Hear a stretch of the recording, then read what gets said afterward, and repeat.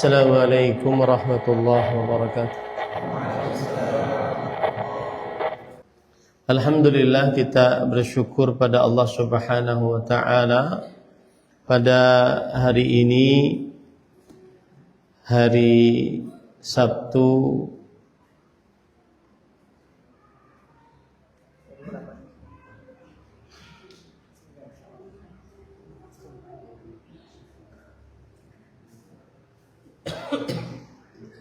pada hari Sabtu 28 Maret 2026 bertepatan dengan 9 Syawal 1447 Hijriah.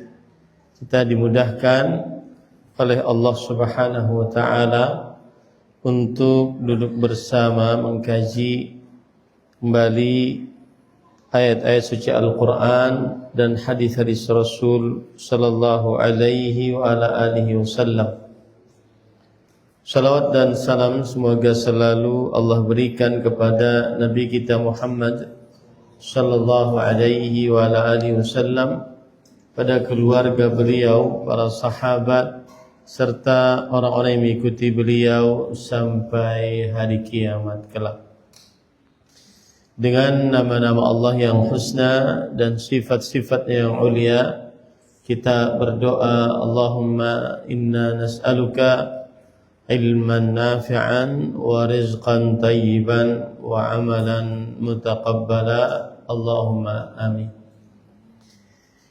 Ahibati fillah, afani Allah wa iyyakum. Bapak, Ibu, saudara-saudari yang saya cintai karena Allah, semoga Allah Subhanahu wa taala selalu memberikan afiat pada kita di dunia dan di akhirat. Pada kesempatan kali ini kita membahas sebuah tema, yaitu keikhlasan dan kejujuran. Dan tema tentang keikhlasan adalah tema yang sangat penting dilihat dari beberapa sisi. Yang pertama, keikhlasan adalah bagaikan fondasi dalam sebuah bangunan, atau bagaikan ruh dalam sebuah jasad.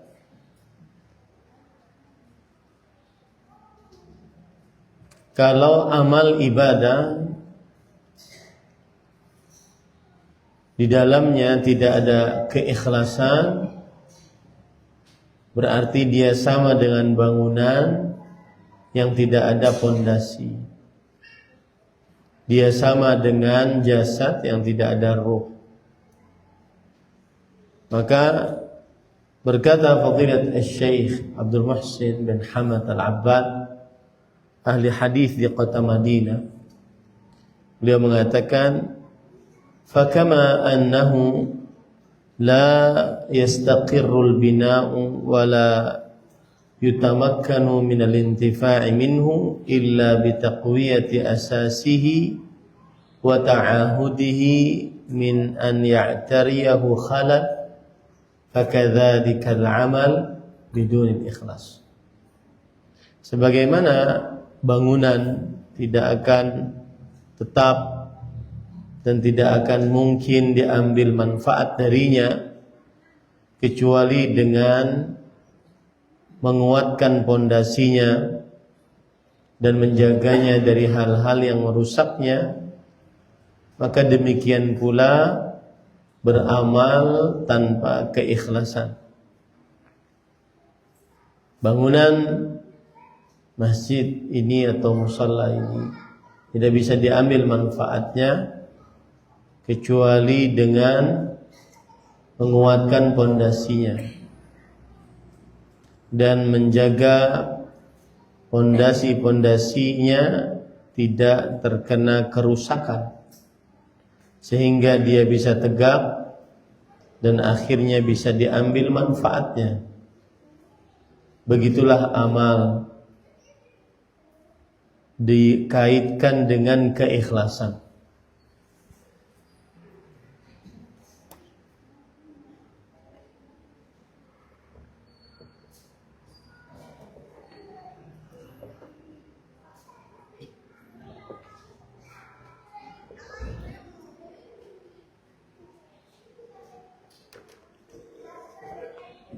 Amal dikaitkan dengan keikhlasan bagaikan pondasi dengan bangunan.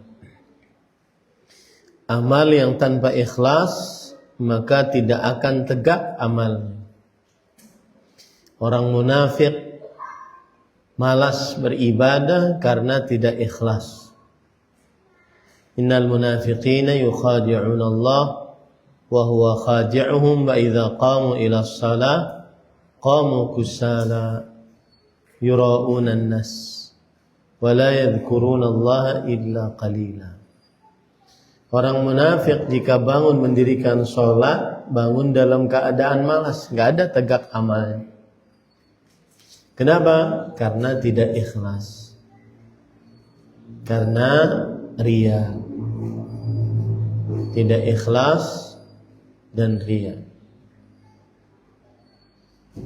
Begitu juga bangunan ini. Kalau tidak ada pondasi, maka tidak bisa bangun. Wa kama anna hayatal badan birruh fa hayatul amal wa tahsilu thamaratihi bimusahabatihi wa mulazamatihi lil ikhlas.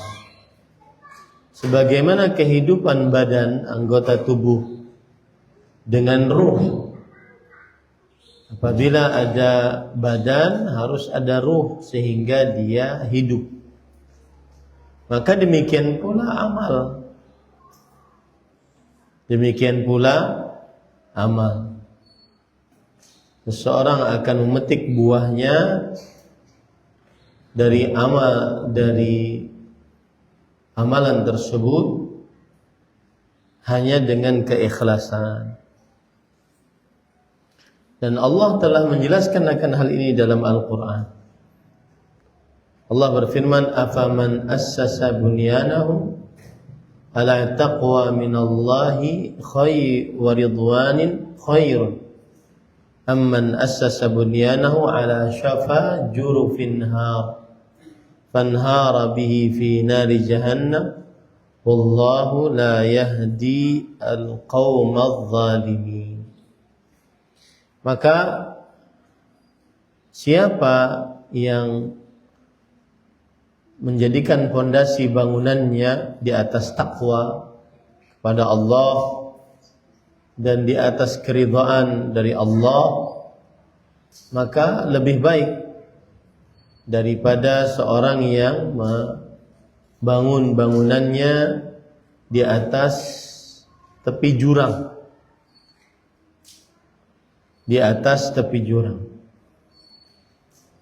maka dia akan terperosok ke dalam neraka jahanam. Dan Allah Subhanahu wa taala tidak memberi petunjuk kepada orang-orang yang zalim.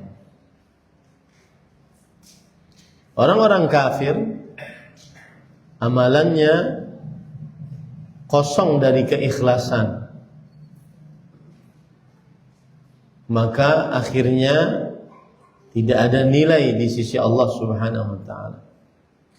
Allah berfirman, "Wa qadimna ila ma 'amilu min 'amal faj'alnahu haba'an manthura." Dan kami hadapkan kepada apa yang telah mereka lakukan dari amalan-amalan. Lalu kami jadikan amalan-amalan tersebut sebagai debu-debu yang berterbangan.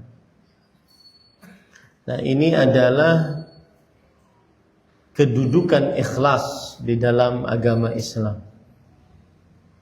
Dia bagaikan pondasi dalam sebuah bangunan. Bangunan tidak akan tegak, tidak akan diambil manfaatnya tanpa pondasi. Begitu juga keikhlasan dalam sebuah amal. Amalan tidak akan tercipta. Orang malas beramal, apalagi setelah Ramadan, apalagi malam pertama di luar Ramadan.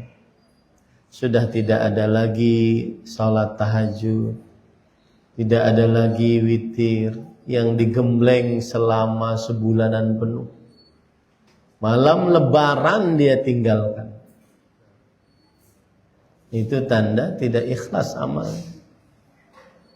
Tanda tidak diterima amal ibadahnya. Bahkan sampai sekarang Qur'annya tidak pernah dibuka lagi. Sudah 7 hari, 9 hari. Tanda tidak diterima amal ibadahnya. Tanda tidak ikhlas. Karena orang ikhlas semangat beramal ibadah. Ini kedudukan yang pertama. Kedudukan yang kedua, ikhlas dalam beramal adalah dia bagikan ruh pada sebuah jasad. Jasad itu kalau tidak ada ruh, mati, diam. Begitulah orang yang tidak ikhlas. Tidak menghasilkan amal. Malas beribadah seperti orang munafik.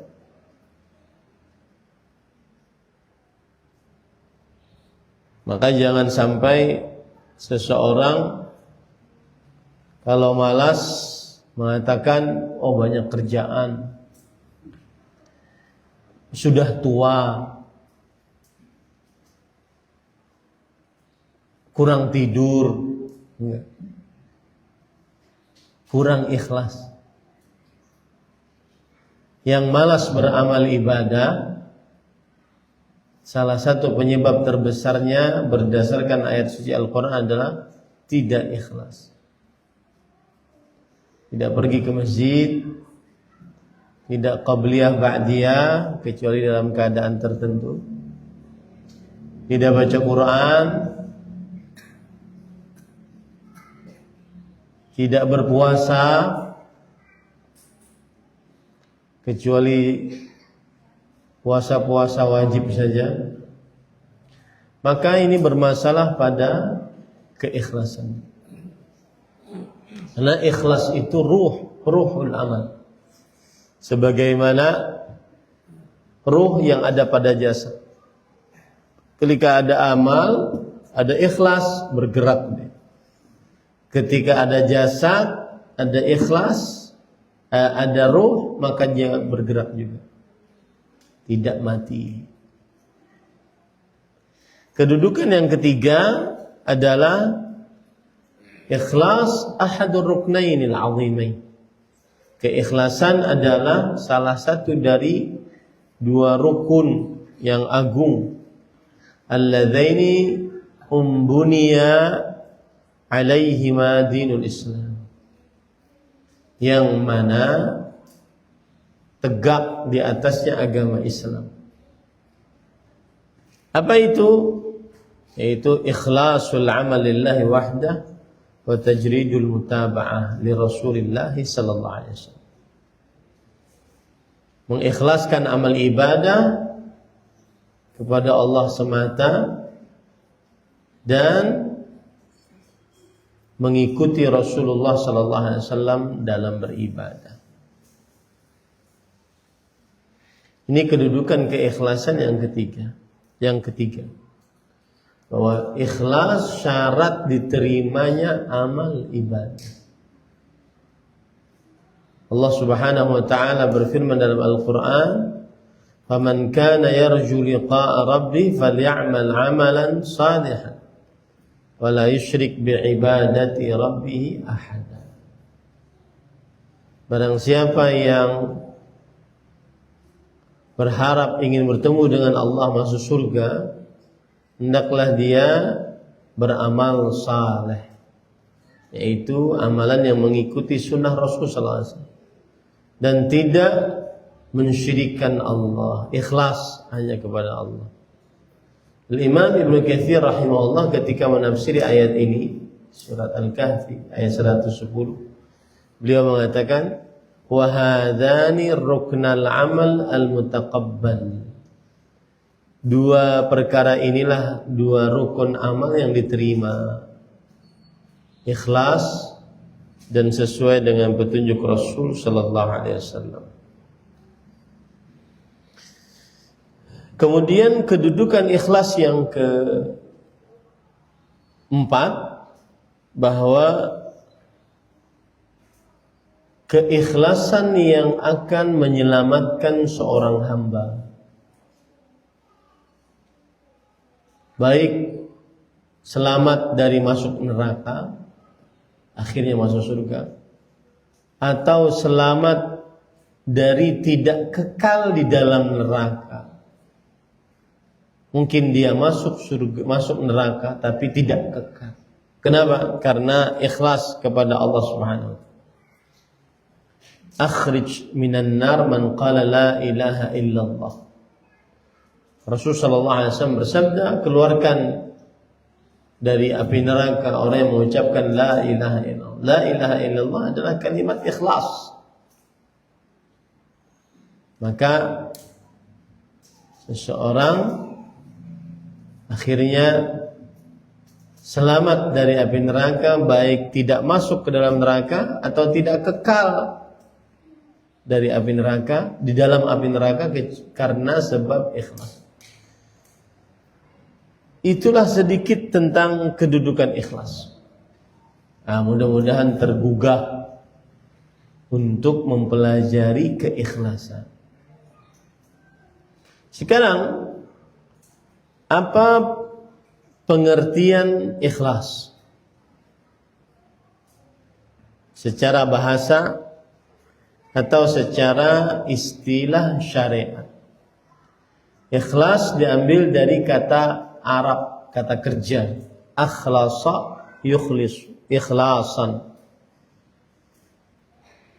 Dan ikhlas diambil dari 3 huruf dasar Arab, yaitu kha, lam, dan sad. Yang mana setiap kata yang diambil dari 3 huruf dasar ini, kha, lam, dan sad, maka maknanya adalah as-safa, bersih, an-naqa, murni, at-tanazzuhu 'anil akhlaqi wal awshab, terlepas dari kotoran dan campuran. Itulah makna ikhlas secara bahasa. Bersih, murni, tanpa campuran dan kotoran. Dan kata ikhlas ini disebutkan oleh Allah dalam Al-Quran. Allah Subhanahu wa ta'ala berfirman, wa inna lakum fil an'ami la'ibrah nusqikum mimma fi butuni min baini farthin wa damin labanan khalisan sa'igan lisyaribin. Dan sesungguhnya pada binatang ternak itu benar-benar terdapat pelajaran bagi kalian. Kami memberi minum binatang ternak itu seperti onta, sapi, kambing. Kami memberi minum dari apa yang berada dalam perutnya. Perut onta, perut sapi, perut kambing. Berupa susu yang khalisan, susu yang ikhlas. Arti ikhlas secara bahasa, bersih, murni, tanpa kotoran, tanpa campuran. Susu yang bersih, yang keluar antara tahi dan darah, min baini farthin wadam. Susu itu kalau diperah, pada puting susunya keluarlah susu. Padahal dia keluar antara tahi dan darah, tapi tidak tercampur dengan tahi dan darah sedikit pun. Makanya disebut dengan susu yang murni. Kalau susunya murni, apa yang terjadi? Sa'igan lisyaribin. Maka cocok diminum oleh orang-orang yang meminum. Nah, itulah ilustrasi ikhlas yang paling baik. Ilustrasi kata ikhlas yang paling baik yaitu susu yang diperah. Kita kalau merah susu kambing, siapa yang anggoni kambing? Sapi nonton? Nonton ya? Kalau seandainya diperah bisa diminum nggak? Bisa? Bersih tak? Sehat? Itu ikhlas. Padahal dia keluar antara tahi dan darah. Itu ilustrasi keikhlasan yang paling bagus. Sebagian ada orang yang mengilustrasikan keikhlasan. Nek kamu tahu ikhlas itu gini. Masuk WC, keluarkan semua isi perut, keluar lagi dari WC tanpa menoleh yang sudah dikeluarkan. Nah, ini menghina kata ikhlas. Ikhlas itu dipilih oleh Allah untuk menunjukkan kepada kemurnian, kebersihan. Kemurnian, kebersihan. Jadi yang paling bagus tentang ikhlas yang disebutkan oleh Allah dalam surah An-Nahl ayat 66 ini. Baik. Kalau sudah kita pahami itu, apa pengertian ikhlas secara istilah syariat? Agar kita bisa mengamalkannya. Ada beberapa pengertian ikhlas yang disebutkan oleh para ulama. Di antaranya adalah ifradullahi bil ibadah.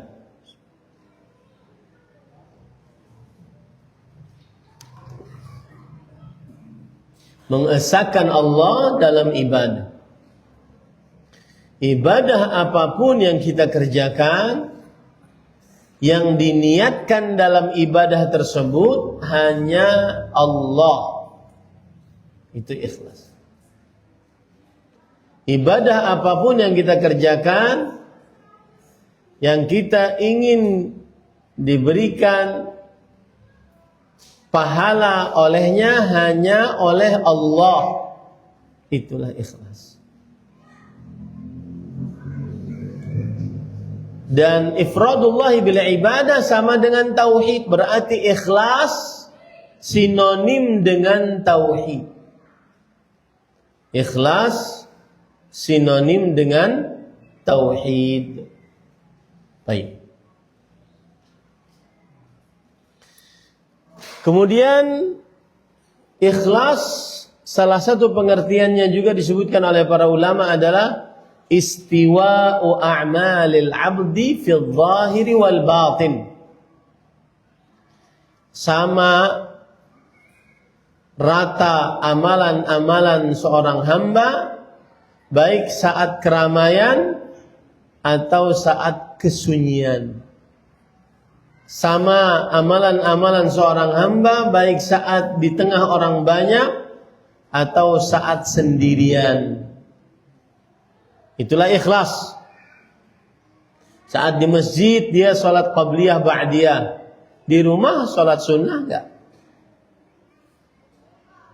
Saat di masjid dia membaca Al-Quran, di rumah baca Quran enggak?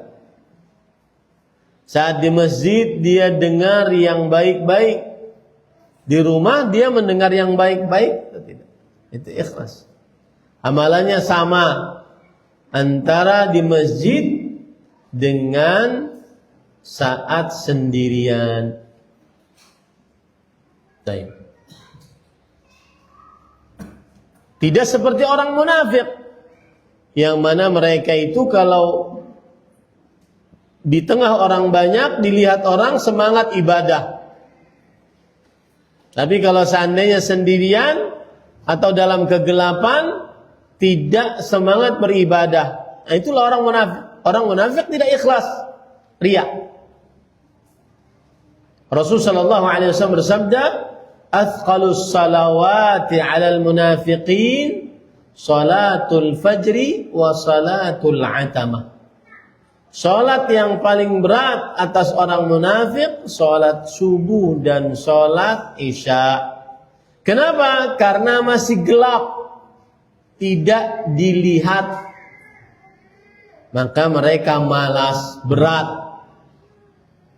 Maka pengertian ikhlas adalah amalannya sama saat di tengah orang banyak atau saat sendirian. Saat di dalam masjid atau saat di rumah dalam kamar. Yang ditonton sama. Kalau dalam masjid yang ditonton pengajian. Kalau di rumah juga demikian. Kapan yang ditonton adalah yang haram, berarti tidak ikhlas. Berarti imannya cuma di hadapan khalayak ramai. Bersedekah di hadapan khalayak ramai, bersedekah juga saat sendirian. In tubdus sadaqati fa ni'mahi wa in tukhfuha wa tu'tuha al-fuqara fa huwa khairul lakum. Jika kalian nampakkan sedekah, bagus. Tapi kalau kalian sembunyikan, berikan kepada orang miskin tanpa ada yang tahu, maka itu lebih baik bagi kalian. Ini pengertian ikhlas yang kedua. Pengertian ikhlas yang ketiga, pengertian yang komprehensif. Napa komprehensif? Jami' mani', yang lengkap. Alla taqluba ala amalika syahidan ghairallah wala mujaziyan siwa. Tidak mencari seseorang yang melihat amalnya dan mengganjar atas amalnya selain Allah. Saat beramal tidak ingin mencari orang yang melihat amalnya. Tidak ingin meminta ganjaran atas amalnya selain Allah. Nah, itulah ikhlas. Contoh misalkan Allah Subhanahu wa taala berfirman di dalam Al-Qur'an, "Wa ma umiru illa liya'budullah mukhlishina lahu-d-din." Surah Al-Baqarah ayat 5. Mereka tidak diperintah kecuali melainkan supaya beribadah kepada Allah dengan ikhlas. Artinya tidak ingin dilihat, diberi ganjaran oleh seseorang kecuali oleh Allah. Itu ikhlas. Tidak ingin dapat pujian, sanjungan atau hadiah kecuali oleh Allah Subhanahu wa ta'ala. Itulah ikhlas. Dan ini pengertian yang paling lengkap tentang keikhlasan. Beramal tidak ingin dilihat, diberi ganjaran kecuali oleh Allah Subhanahu wa ta'ala. Tidak menuntut atas amalnya seorang yang melihatnya, seorang yang mengganjar pahala kecuali Allah Subhanahu wa ta'ala. Itulah ikhlas. Saya beri contoh. Ada sebuah hadis Rasul sallallahu alaihi wasallam, kanat imra'atun baghiyun min baghaya Bani Israel. Ada seorang wanita pezina dari Bani Israel. Ra'at kalban yutifu bi rakiyah. Dia melihat seekor anjing yang mengelilingi sumur. Secara ilmu kebiasaan anjing dia tidak mau turun ke dalam sumur, mati. Kada yaqtuluhu al-'atash. Anjing tersebut hampir mati gara-gara kehausan. Dia muter-muter sumur. Muter-muter sumurnya. Kemudian fanaza'at muqaha fasaqathu. Perempuan wanita pezina tadi, pelacur tadi, dia lepaskan sepatu hak tingginya. Perempuan biasa pakai sepatu hak tinggi supaya lebih bahenol kalau berjalan. Apa hukumnya Ustaz? Hukumnya mubah. Tetapi jika melihat kepada bahaya, maka lebih baik dijauhi. Bahaya kesehatan, bahaya menjadi godaan bagi laki-laki. Baik, dia ciduk air, dia minumkan ke anjing.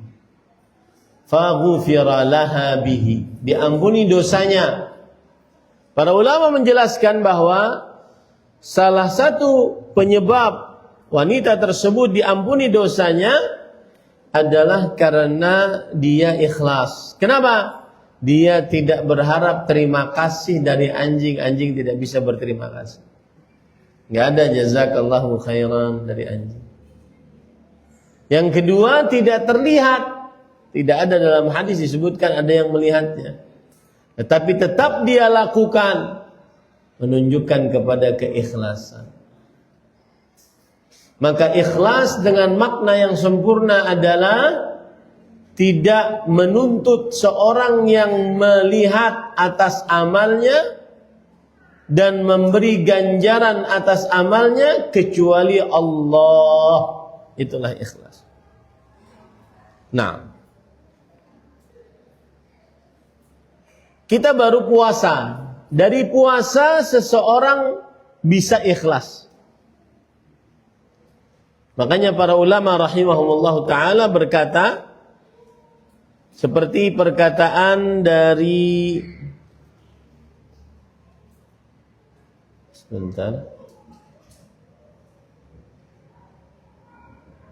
perkataan dari para ulama di antaranya yaitu Ibnul Jauzi rahimahullah, ulama Islam abad ke-5 Hijri.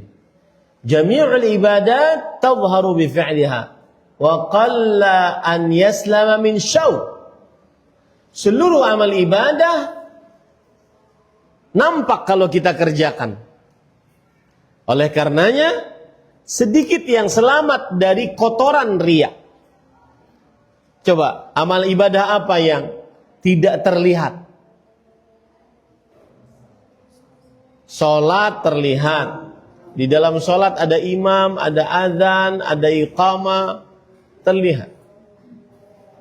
Kemudian haji, umrah terlihat, zakat, sedekah terlihat, jihad terlihat. Apa ibadah yang tidak terlihat? Seluruh amal ibadah nampak saat mengerjakannya. Oleh karenanya sedikit yang selamat dari kotoran riya.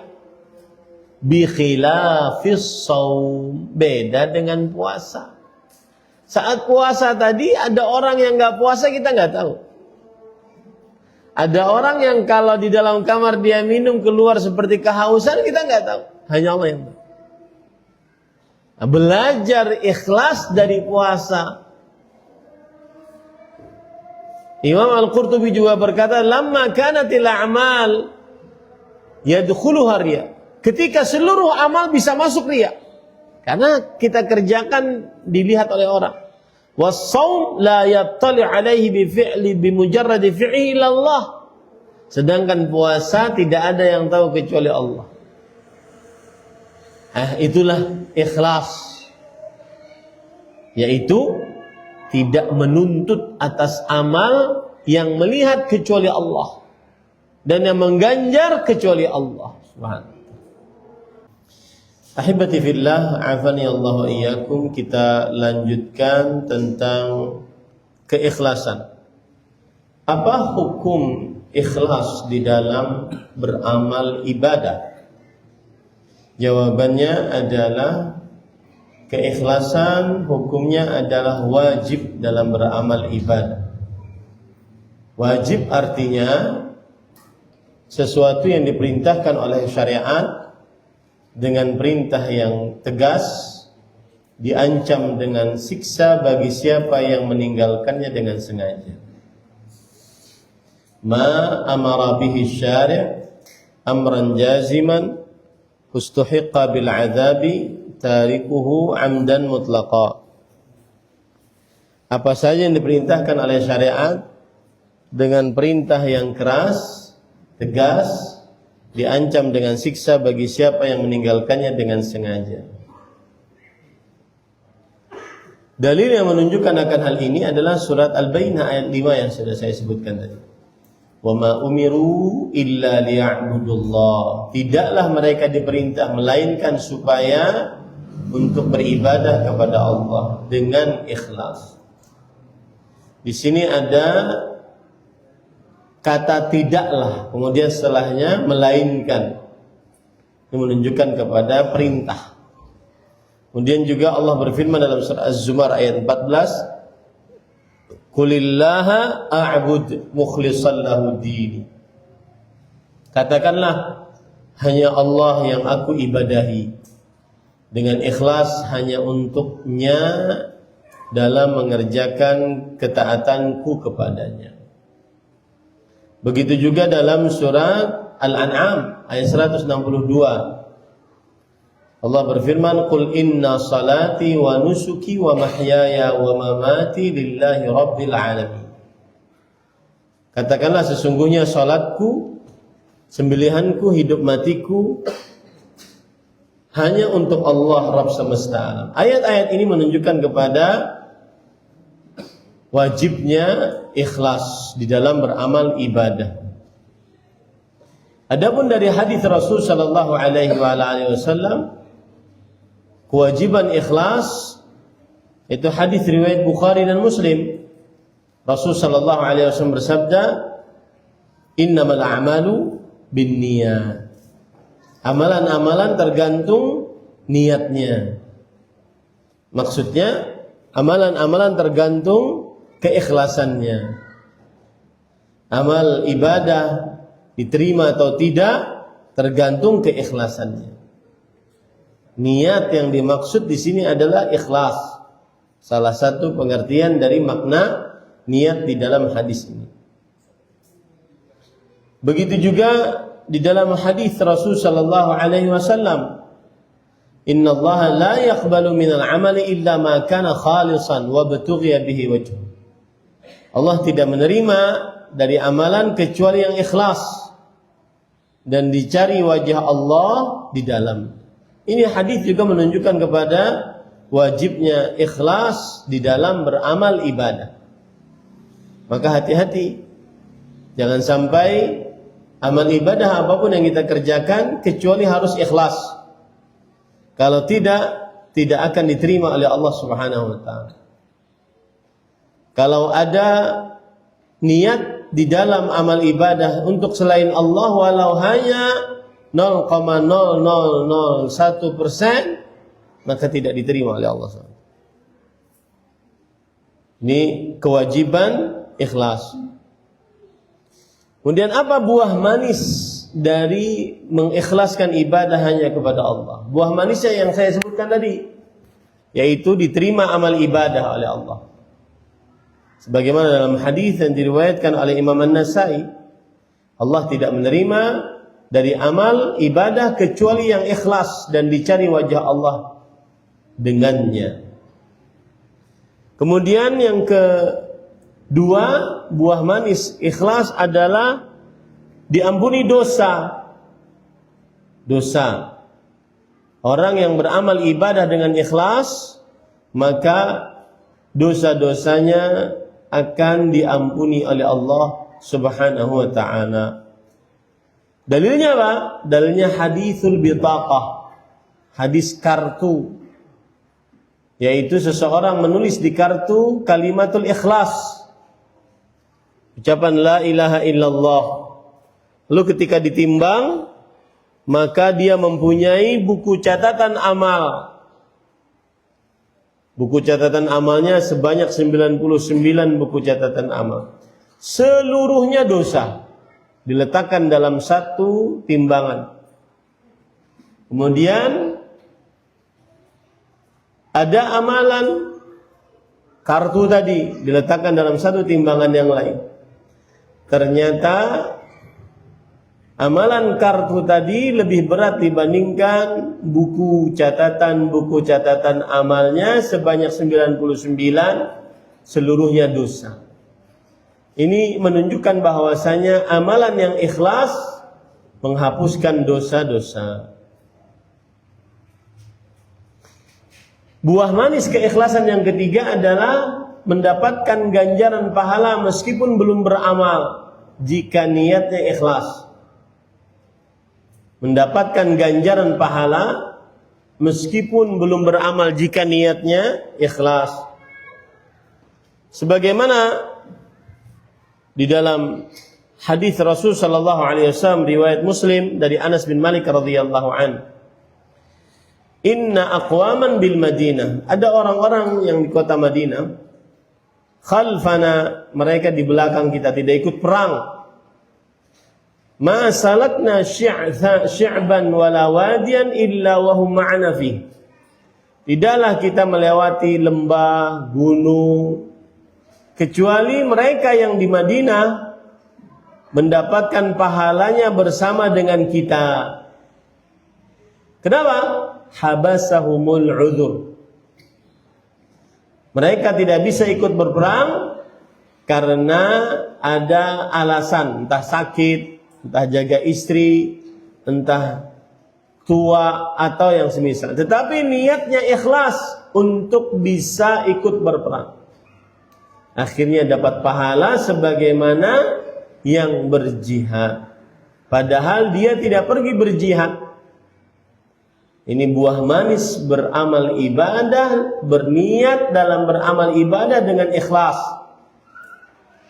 Rasul sallallahu alaihi wasallam juga bersabda dalam hadis riwayat Muslim, "Man sa'ala asy-syahadata bi sidqin, ballaghahu Allahu manazil asy-syuhada walau mata 'ala firash."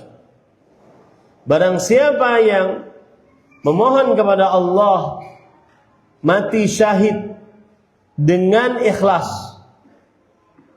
ya Allah matikan saya dengan dalam keadaan syahid. Dia minta seperti itu dengan ikhlas, murni. Permintaannya murni, bersih, tidak ada embel-embel yang lain, hanya mati syahid. Maka Allah akan sampaikan derajatnya kepada orang-orang yang mati syahid, meskipun dia meninggal di atas kasurnya karena sakit. Ini salah satu buah manis keikhlasan, mendapatkan ganjaran pahala meskipun belum beramal ibadah. Kemudian buah manis keikhlasan yang keempat adalah menjadikan adat-adat kebiasaan perbuatan manusia bernilai ibadah jika diniatkan dengan ikhlas untuk beribadah kepada Allah. Tidur, adat kebiasaan manusia, tapi dia niatkan dengan tidurnya agar bisa besok pagi bangun subuh berjamaah, mengerjakan 2 rakaat sebelum subuh, atau tahajud, atau witir. Maka tidurnya bernilai pahala. Makan, minum, adat kebiasaan manusia. Tapi jika diniatkan dengan makan dan minumnya untuk mendulang kekuatan agar bisa beribadah kepada Allah, bernilai pahala. Menyuapi istri, nyuapin istri itu tidak terjadi kecuali dalam keadaan sang suami sedang romantis dengan istri. Tetapi ketika dia niatkan untuk memberikan nafkah kepada istri, maka dia dapat pahalanya. Rasul sallallahu alaihi wasallam bersabda dalam hadis riwayat Bukhari Muslim, "Innaka lan tunfiqu nafaqah illa ujirta 'alaiha hatta ma taj'alu fi imra'atik." Tidaklah engkau memberikan nafkah kecuali engkau akan dapatkan pahala atasnya, sampai makanan yang engkau suapkan kepada mulut istrimu. Di sini perhatian bagi para suami ketika menafkahi istrinya agar tidak berat menafkahi, maka niatkan itu adalah bersedekah. Makanya disebut dengan nafkah. Nafkah itu adalah sedekah yang wajib dari seorang suami kepada orang-orang yang di bawah tanggung jawabnya, istri dan anak-anaknya. Sedangkan zakat adalah sedekah yang wajib diberikan kepada orang-orang yang sudah ditentukan sebagai mustahik zakat. Sedangkan sedekah adalah pemberian kepada orang lain berharap pahala. Itu bedanya sedekah, nafkah dan zakah. Taib. Kemudian yang selanjutnya, dan termasuk di dalamnya para ikhwan yang dirahmati oleh Allah, beli-beli pakaian, sendal, pulpen, apa saja hal-hal yang mubah, jika diniatkan dengan ikhlas, maka akan mendapatkan pahala dari Allah Subhanahu wa taala. Buah manis keikhlasan yang kelima adalah hanya orang-orang yang ikhlas yang dijaga oleh Allah dari gangguan syaitan, terutama gangguan syahwat.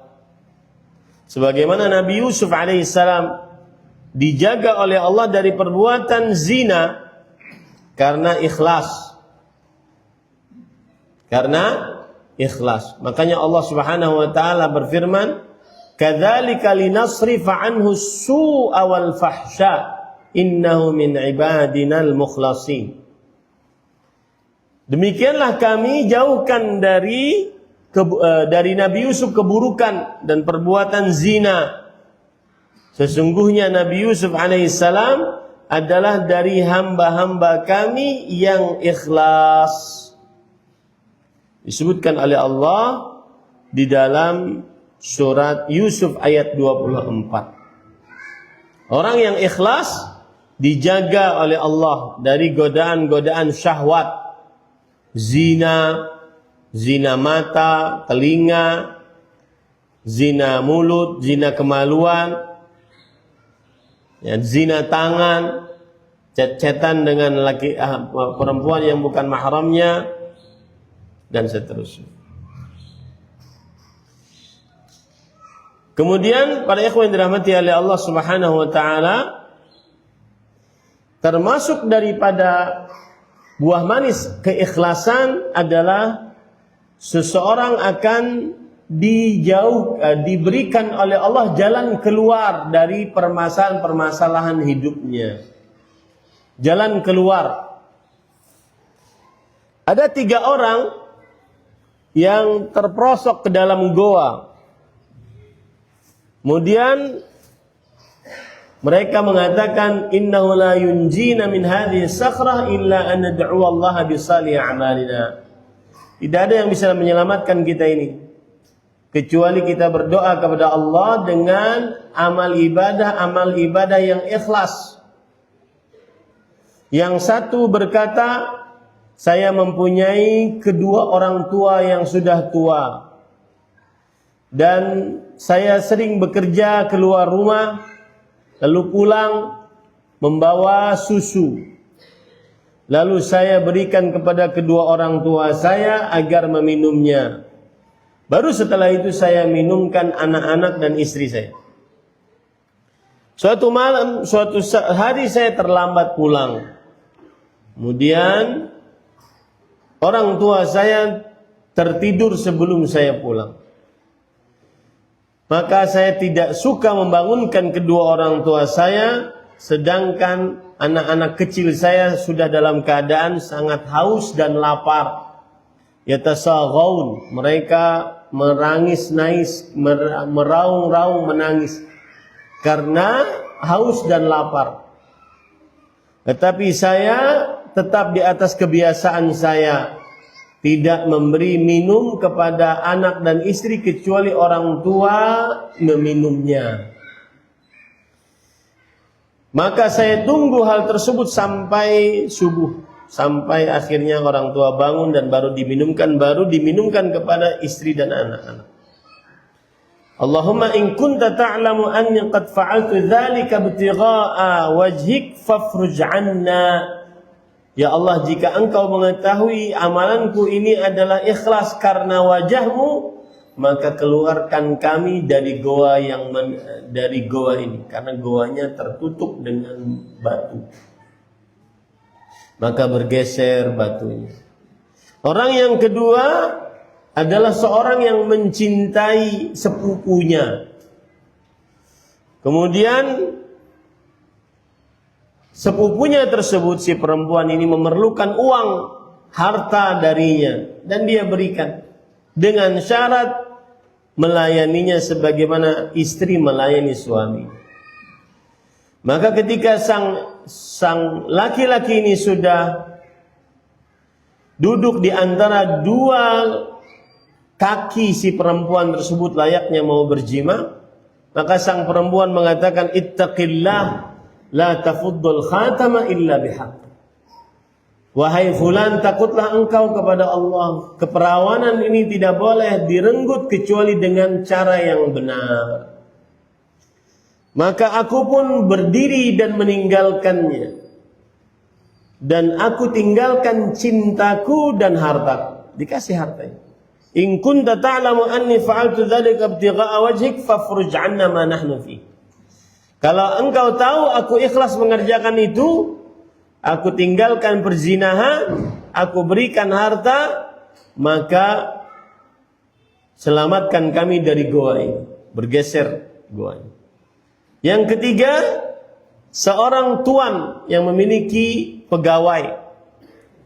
Lalu pegawai ini pergi tanpa mengambil gajinya. Lalu gaji si pegawai ini dikembangbiakan sampai menjadi harta yang banyak berupa sapi. Suatu saat pegawai ini ingin mengambil gajinya. Lalu sang tuan mengatakan, semua yang engkau lihat dari sapi itu adalah hasil dari gajimu. Ambil seluruhnya. Dia ambil seluruhnya tanpa tersisa. Allahumma in kunta ta'lamu anni fa'altu dzalika ibtigha'a wajhik fafruj 'anna ma nahnu fi. Ya Allah, jika engkau mengetahui bahwa itu adalah amalan ikhlas karena engkau, maka selamatkanlah kami dari goa ini. Maka bergeserlah batu tersebut dari mulut goa, mereka akhirnya bisa keluar.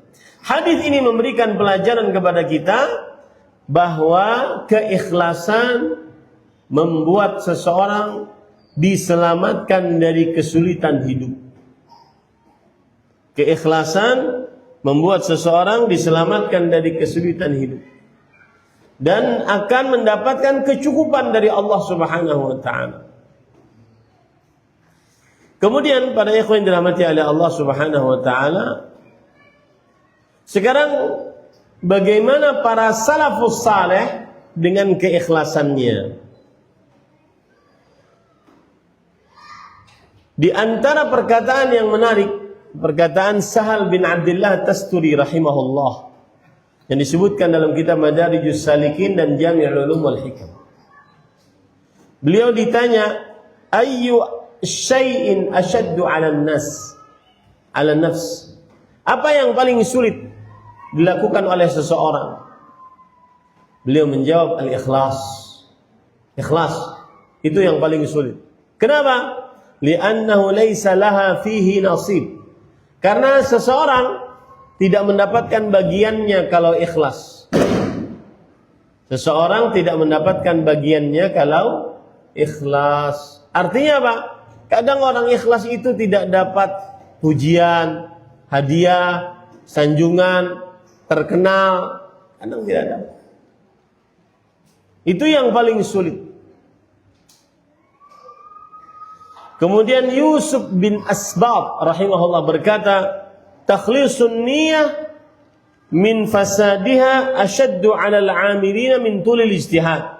Kadang orang bisa lama sholat, lama baca Quran, lama berdoa, tetapi itu tidak lebih sulit daripada seorang mengikhlaskan niat. Makanya beliau mengatakan, mengikhlaskan niat agar tidak rusak niatnya, agar tidak tercampur dengan riya, itu lebih berat daripada orang yang beramal ibadah yang lama. Tidak lebih berat daripada orang yang beramal ibadah yang lama. Orang bisa sholat malam lama, bisa bersedekah banyak, bisa baca Quran lama, bisa berdoa lama, ternyata tidak ikhlas. Jadi mengikhlaskan niat agar tidak rusak lebih berat dibandingkan beribadah yang panjang. Kemudian para ikhwan yang dirahmati oleh Allah, tidak boleh seseorang mensifati dirinya dengan dia ikhlas. Saya ini sudah ikhlas, nggak boleh itu. Ya, perhatikan baik-baik para ikhwan yang dirahmati oleh Allah. Hisham Ad-Dastuwai rahimahullah, seorang ahli hadis, mengatakan, wallahi ma astati' an aqul inni dhahabtu yawman qattu atlubul hadis uridu bihi wajah Allah azza wa jalla. Demi Allah, aku tidak sanggup untuk mengatakan suatu hari aku pergi belajar ilmu hadis karena wajah Allah. Aku tidak sanggup. Tidak boleh seseorang mengatakan dirinya ikhlas. Dia harus senantiasa menuduh dirinya belum ikhlas. Ini para ikhwan yang dirahmati oleh Allah Subhanahu wa ta'ala. Kemudian permasalahan yang berkaitan dengan keikhlasan, di antaranya adalah menyembunyikan amal. Kebiasaan para salafus saleh senantiasa menyembunyikan amal. Di antaranya ada orang yang hafal Quran dan tetangganya tidak mengetahuinya. Ada orang yang belajar sebagai ahli ilmu agama, sedangkan orang-orang di sekitarnya tidak mengetahuinya. Ada orang yang sholat lama di rumahnya, sedangkan dia memiliki tamu-tamu. Tamu-tamunya tidak tahu kalau dia sedang sholat. Ya. Semakin tersembunyi, semakin ikhlas. Itu konsep dalam keikhlasan. Allah berfirman dalam surah Al-A'raf ayat 55. Ud'u rabbakum tadarru'an wa khufyah. Berdoalah kepada Rabb kalian dengan penuh ketundukan dan ketersembunyian. Apalagi di zaman media sosial, zaman kamera. Mau bersedekah di kamera, mau sholat di kamera. Ada Syekh Abdul Razak pernah bercerita di Masjid Nabawi. Ada orang dari luar masjid datang ke masjid. Sekitar beberapa orang, 4 atau 3 orang. Lalu temannya langsung masuk tersebut, langsung seperti orang sedang tahiyat. Jadi tidak sholat. Lalu temannya yang lain memotret. Sebelah kanan, sebelah belakang. Setelah selesai sesi pemotretan, keluar dari masjid. Jadi tidak sholat, hanya sekedar ingin memotret dirinya saat beramal ibadah. Ini namanya riyaknya ikhlas. Ya. Dan di zaman yang seperti ini banyak yang seperti itu. Saat ibadah live dia. Semakin komen Masya Allah, semakin nangis di raudhah. Masuk raudhah live TikTok, live Instagram, live. Ngapain coba? Ngapain? Saya tanya, ada yang menyanggah saya, ngapain live? Saat di Arafah live, ngapain? Coba challenge, tantang diri sendiri. Saya tidak beribadah, saya beribadah tanpa status. Umrah tanpa status. Umrah tanpa foto, tanpa video, bisa nggak? Challenge diri sendiri. Semakin tersembunyi, semakin ikhlas. Nih duduk nih di majelis ilmu, tanpa status. Alhamdulillah hadir ke majelis Ustaz. Ngapain? Dan kadang-kadang ketika ditanya ilmunya nggak dapat. Apa ilmunya? Pokoknya rame. Pokoknya saya bisa foto sama Ustaz. Bahkan sebagian ulama disebutkan dalam kitab Hiyatul Auliya dan Sifatus Safa, di antaranya adalah Hasan ibn Abi Sinan. Istri Hasan bin Abi Sinan berkata, kana yaji'u fayadkhulu ma'i fi firashi. Hasan bin Abi Sinan datang, lalu kita tidur di atas kasur. Thumma yukhadi'uni kama tukhadi'ul mar'atu sabiyaha. Kemudian dia menipuku sebagaimana seorang ibu agar anaknya cepat tidur, bayinya cepat tidur, dia pura-pura tidur. Maka si Hasan bin Abi Sinan juga demikian, pura-pura tidur. Fa idza alima anni nimtu salla nafsuhu fa kharaj summa yaqumu yusalli. Kalau dia melihat aku sudah tidur, sang istri sudah tidur, maka dia bangun, lalu dia bangun mendirikan salat. Lalu sang istri berkata, ya Aba Abdillah, kam tu'adzibu nafsak? Wahai Abu Abdillah, kenapa engkau menyiksa dirimu sendiri? Malam bisa bermesraan dengan istri, bergaul, kemudian bisa tidur. Kenapa engkau siksa dirimu dengan seperti ini? Irfaq binafsik. Sayangi dirimu. Kemudian sang suami Hasan bin Abi Sinan rahimahullah mengatakan, uskuti waihak. Fayushiku an arquda raqdah la aqum minha zamanan. Diam engkau wahai istriku. Saya takut tidur, karena kalau tidur mungkin aku tidak akan bangun setelahnya. Mati. Dan hati-hati, makanya saya kasih pesan. Orang kalau tidur jangan lupa baca doa. Dan doa-doa tidur itu semuanya tauhid, ikhlas. Karena kemungkinan ada orang yang tidak bangun dari tidurnya. Nah, yang namanya tidur itu dicabut nyawanya oleh Allah. Ya. Allah berfirman dalam Al-Quran akan hal itu.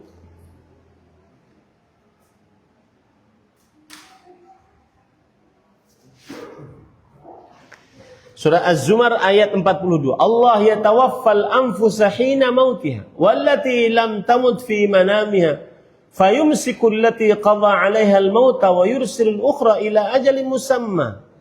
Inna fi dzalika laayatin liqaumin yatafakkarun. Allah memegang jiwa orang ketika matinya. Ketika matinya itu maksudnya ketika tidurnya.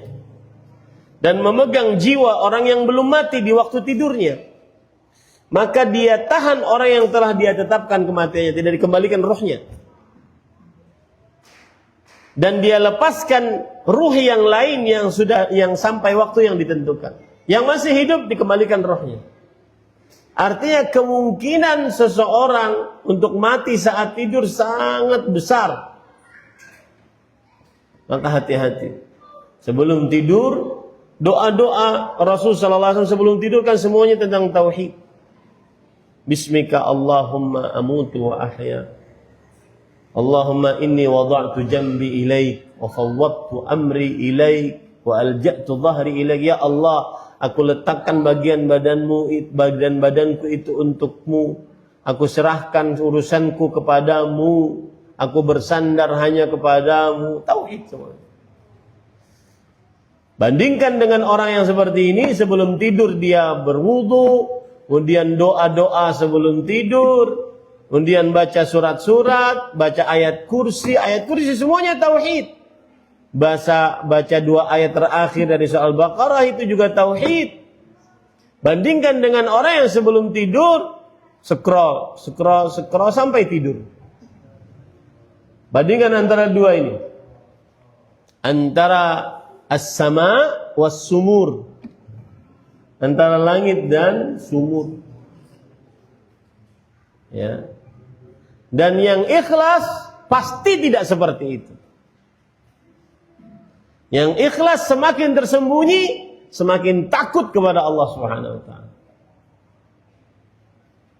Nah, ini hati-hati Pak. Belum lagi kalau dilihat dari hadis bermaksiat saat sendirian menghapuskan pahala. Allah musta'an. Kemudian para ikhwan yang dirahmati oleh Allah Subhanahu wa taala, termasuk daripada permasalahan keikhlasan adalah tanda ikhlas. Apa itu tanda ikhlas? Tanda ikhlas adalah adamu hubbis syuhrah, tidak ingin terkenal.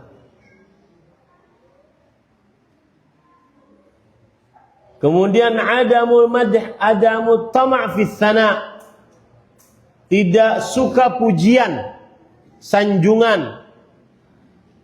Kemudian adamu atau alias bima fi aidin nas, tidak berharap dengan apa yang ada di tangan manusia.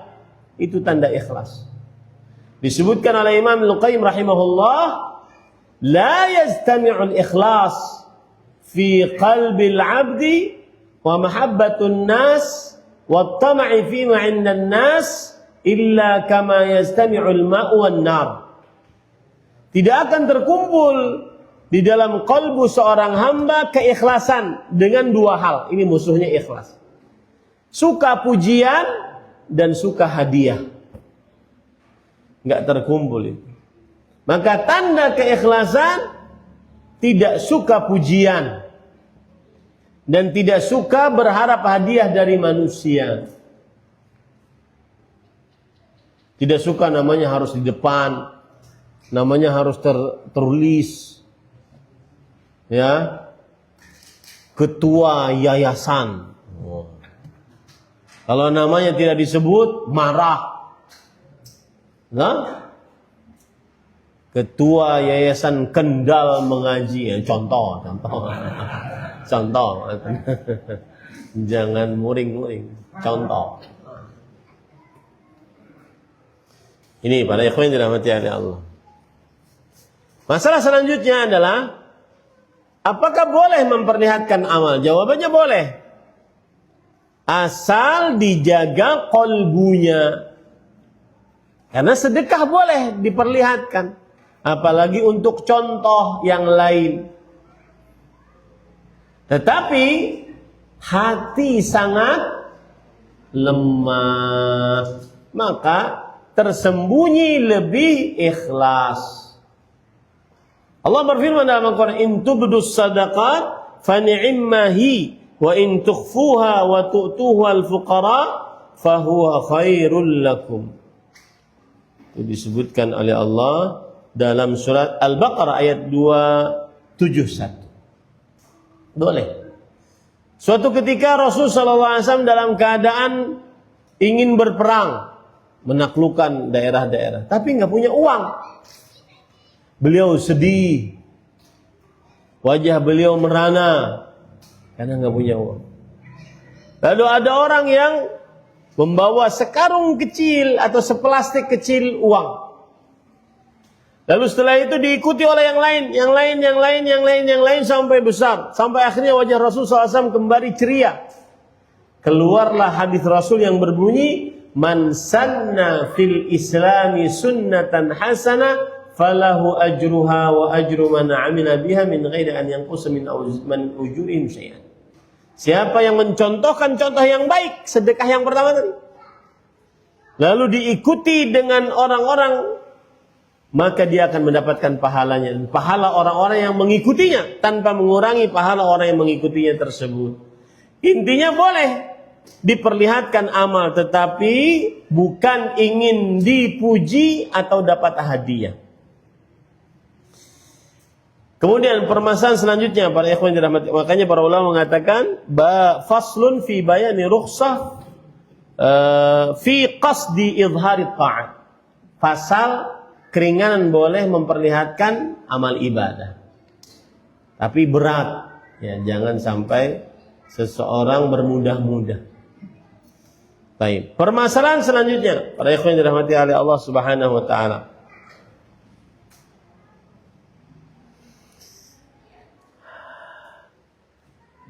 Bagian-bagian amalan dimasuki oleh riya.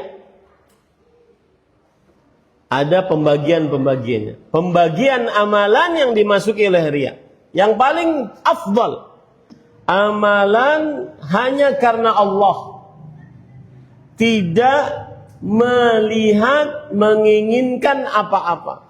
Kalau ditanya salatmu kenapa? Hanya karena Allah. Salatmu untuk apa? Hanya karena ingin dapat ganjaran dari Allah. Ini adalah bagian yang paling tinggi derajatnya.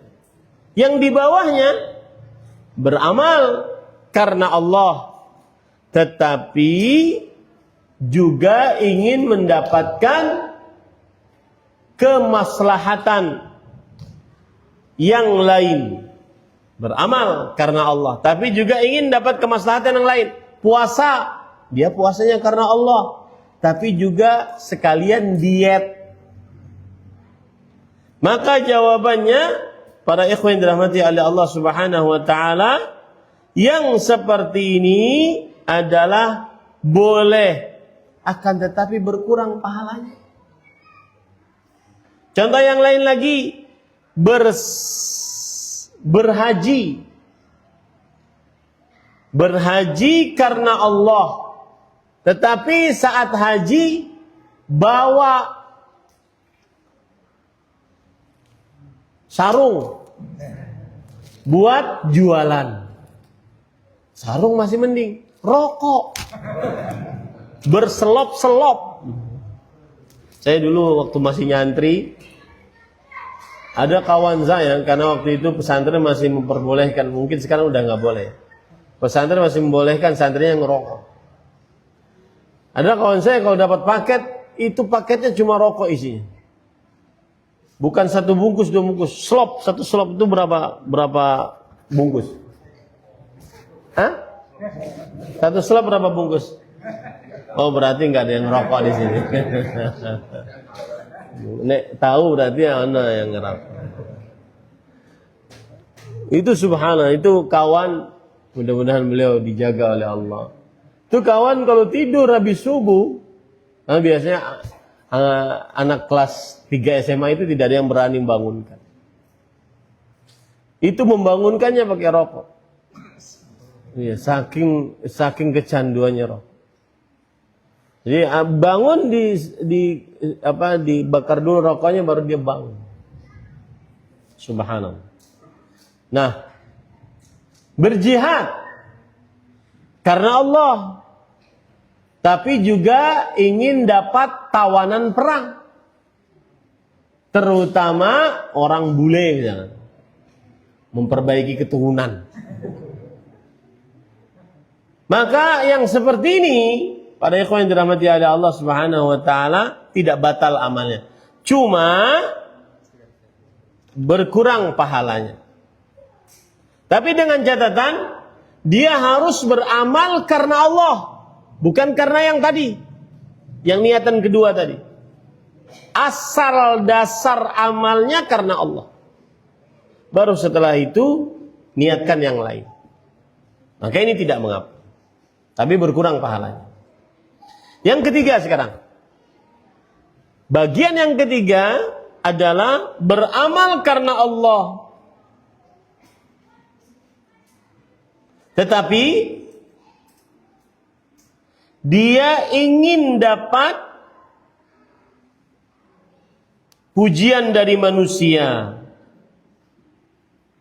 atau dapat bagian dari dunia, harta, tahta, wanita. Maka para ikhwan dirahmati oleh Allah Subhanahu wa taala, yang seperti ini ada rinciannya. Kalau tujuannya cuma itu, maka tertolak amalnya, karena berarti tidak ikhlas. Dari awal tujuannya cuma itu sampai akhirnya tertolak amal. Contoh misalnya, ada orang sholat, lalu setelah sholat 1 rakaat datang calon mertua, berubah niatnya, akhirnya dia perbagus sholatnya agar diterima lamarannya, sampai akhir salam diterima amalannya. Atau dari rakaat pertama sudah seperti itu, maka ini tidak diterima sholatnya sama sekali. Oke, itu ya. Yang kedua, Kalau seandainya ada orang sholat, lalu datang mertua, dia lawan perasaan ingin dilihat oleh mertua. Dia hanya ingin perasaan ingin dilihat oleh Allah. Dia lawan sampai akhir, maka selamat sholatnya. Insya Allah diterima oleh Allah Subhanahu wa ta'ala sholatnya. Ini para ikhwan yang dirahmati oleh Allah Subhanahu wa ta'ala.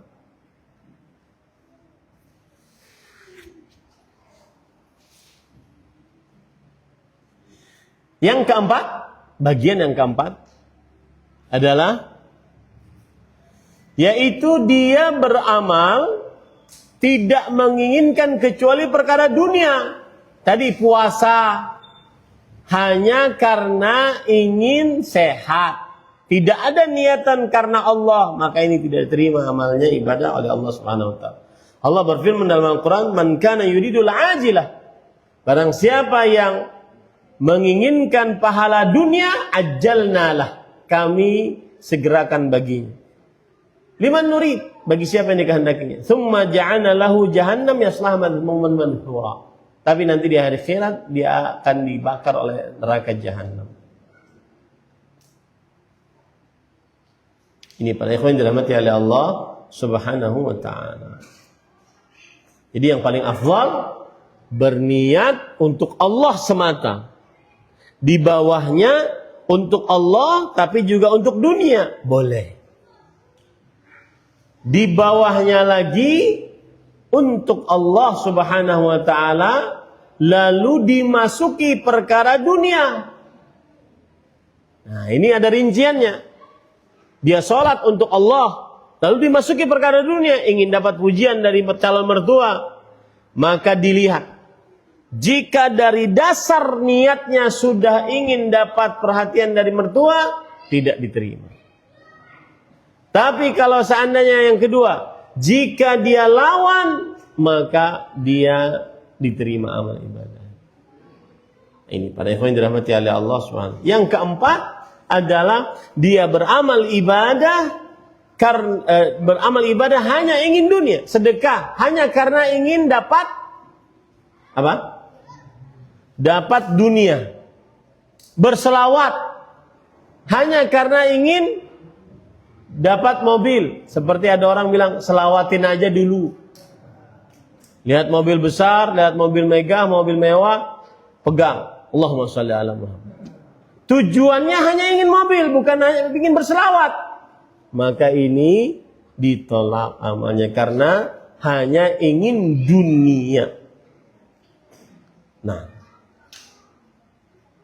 terakhir Bapak Ibu saudara-saudari yang dimuliakan oleh Allah, hal-hal yang disebut riya padahal bukan riya. Yang pertama, dapat pujian dari manusia. Kalau kita tidak minta orang muji, berarti tidak riya. Yang kedua, dapat viral, terkenal. Maka kalau kita tidak mencari, maka ini bukan riya. Yang ketiga, yaitu orang semangat ibadah. Kenapa? Karena ada kompetitor. Saya semangat juga ibadah. Karena ada teman yang semangat ibadah. Ini bukan riya. Ini fastabiqul khairat namanya. Yang keempat, pakaian yang bagus. Terutama kalau ke masjid, berpakaian yang bagus, menghadap Allah, wangi. Maka ini bukan riya. Kemudian yang selanjutnya, menutupi dosa. Ini bukan riya. Bahkan dosa memang harus ditutupi. Tidak boleh seseorang menceritakan dosa-dosanya. Itu kira-kira Bapak Ibu saudara-saudari. Cukup kiranya. Tidak perlu pakai pertanyaan. Sudah malam. Ya. Kuis saja satu yang memberi pertanyaan. Kuis pada panitia aja. Demikian subhanakallah walhamdulillah asyhadu an la ilaha illa anta astaghfiruka wa atubu ilaik. Sallallahu alaihi wa sallam. Walhamdulillahirabbil alamin. Wassalamualaikum warahmatullahi wabarakatuh.